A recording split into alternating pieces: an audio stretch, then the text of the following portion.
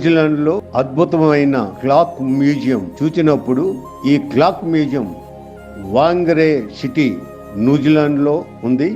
ఈ మ్యూజియంలో కళ్ళు చెదిరిపోయే గడియారాలు ఉన్నాయి. మనం సెట్ ధరించే బటన్ సైజు నుండి 10, 11, 12 అడుగుల ఎత్తు వరకు వుడ్తో చేసిన వాచీలు కూడా ఇక్కడ మనం చూడగలం. ప్రత్యేకత ఏమిటంటే 200 దేశాలు సేకరించిన వాచీలు 18th సెంచరీ నుండి 2025 వరకు ఉన్న వాచీలు, చిన్న పెద్ద అనేకమైన వాచీలు ఇక్కడ మనం చూడగలం. మొట్టమొదటి ప్రపంచ యుద్ధంలో సైనికులు ధరించిన రోలక్స్ వాచీలు కూడా ఇక్కడ ఉన్నాయి.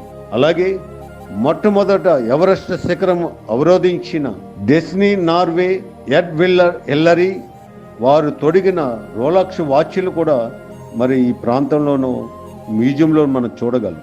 మొట్టమొదటి చంద్రమండలంలో అడుగుపెట్టిన నీల్ ఆర్మ్స్ట్రాంగ్ కూడా వాచి కూడా ఇక్కడ మనం చూడగలం. బ్రిటిష్ వారు, రాణులు, రాజులు, స్వతంత్ర సమరయోధులు వాడిన వాచీలు కూడా, పురాతనమైన వాచీలు కూడా ఇక్కడ ఉన్నాయి. ఈ వాచీలు మొత్తం 5,000, 6,000 రకాలైన వాచీలు ఇక్కడ ఉన్నాయి. రకరకాల రంగులతో మోడల్స్, ఆ వాచీలున్న చిన్న చిన్న శబ్దాలు, పెద్ద పెద్ద శబ్దాలు, గంటలతో తయారు చేసిన శబ్దాలు కూడా మరి ఆ వాచీలన్నీ కూడా మనం చూడగలం.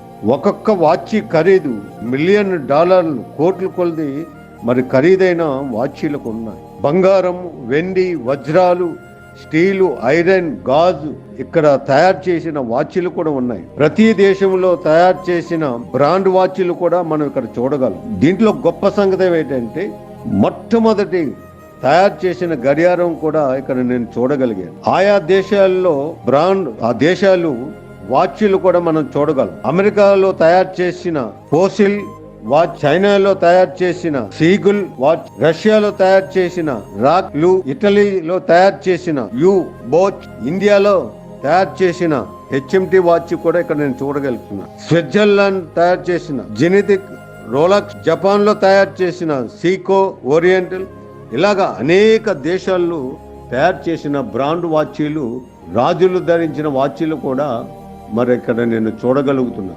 ఈ న్యూజిలాండ్ లో వాంగ్రై దేవుడు చేసిన ప్రకృతి గాని, అందాలు గాని మనిషి సృష్టించినవి కాదండి. దేవుడే ఈ సృష్టినంతా కూడా, సముద్రాలు గాని, నదులు గాని, ప్రకృతి గాని, పూల తోటలు గాని, ఇవన్నీ కూడా దేవుడు సృష్టించినవే.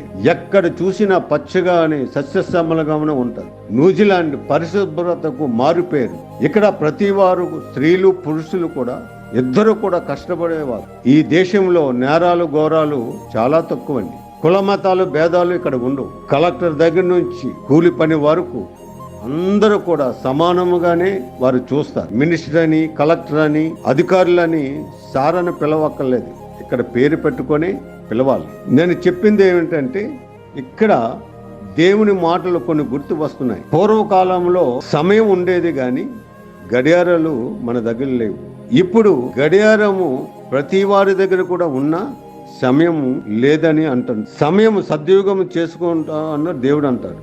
సమయం పోలేక అజ్ఞానులు కాక జ్ఞానముల వల్లే నడుచుకోమంటారు. మాట్లాడుకోవడానికి సమయం ఉంది, నిద్రపోవడానికి సమయం ఉంది, తినడానికి సమయం ఉంది, దేశాలు, రాష్ట్రాలు తిరగడానికి సమయం ఉంది. కానీ మన దగ్గర ఎంతో ఖరీదైన వాచీలు ఉన్న సమయానికి సిద్ధపడకపోతే ఎంత ఖరీదైన వాచి ఉంటే ఏం లాభం? బైబిల్ వాక్యంలో సామెతల గ్రంథం 6వ అధ్యాయం 6వ వచనంలో అంటారు, ఒక అల్పమైన జీవి గురించి ఉదాహరణ మన ముందు పెట్టాడు. సోమరి చీమల యొద్దకు వెళ్ళి చూడంటాడు. అది సమయానికే ఆహారం సంపాదించుకుంటాయి. పక్షులు సమయానికి లేస్తాయి. సూర్యుడు, చంద్రుడు మాటలు లేకపోయినా ఉదయిస్తాడు, సాయంకాలం అస్తమిస్తాడు. ఇలాంటివి మన ముందు ఎన్నో ఉదాహరణలు మన ముందు పెట్టాడు. సాతానుకు తెలుసండి సమయం విలువ. సమయం రాకముందే నన్ను బాధించి వచ్చితివా అంటాడు. యేసు ప్రభు సమయం గురించి చాలా చెప్పాడు. ప్రకటన గ్రంథం 1వ అధ్యాయం 3వ వచనంలో సమయం సమీపించి ఉన్నది, మారు మనసు పొందాను. ఎఫెసీయులకు రాసిన పత్రిక 5వ అధ్యాయం 18 చూసినట్లయితే దినములు చెడ్డవి, సమయమును పోనీక. ప్రకటన గ్రంథం 2వ అధ్యాయం 5వ వచనం చూసినట్లయితే, లూకాసు వార్త 19వ అధ్యాయం 43వ వచనం చూసినట్లయితే, 2 కొరింథీ 6వ అధ్యాయం 2వ వచనంలో చూసినట్లయితే ఇదే అనుకూల సమయం, ఇదే రక్షణ దినము అంటాడు. ప్రకటన గ్రంథం 19వ అధ్యాయం 7వ వచనం చూసినట్లయితే గొర్రెపిల్ల వివాహ సమయం వచ్చిందని అంట. సమయం ఉండగానే, నీ దీపం ఉండగానే మన ఇల్లు చక్కబెట్టుకోవాలి. సమయం సమీపించి ఉన్నది, మారు మనసు పొంది రక్షణ పొందంటాడు. కాబట్టి మన సమయము 60-70 సంవత్సరాలు మనకి ఇచ్చారు. ఆ సమయంలో మనం చక్కగా మన దేవుని పని చేస్తూ ప్రార్థన సమయం, ఆరాధన సమయం, సువార్తక సమయం ఇచ్చినట్లయితే దేవుడు తగిన సమయంలో మనల్ని అందరినీ హెచ్చిస్తాడు. God bless you.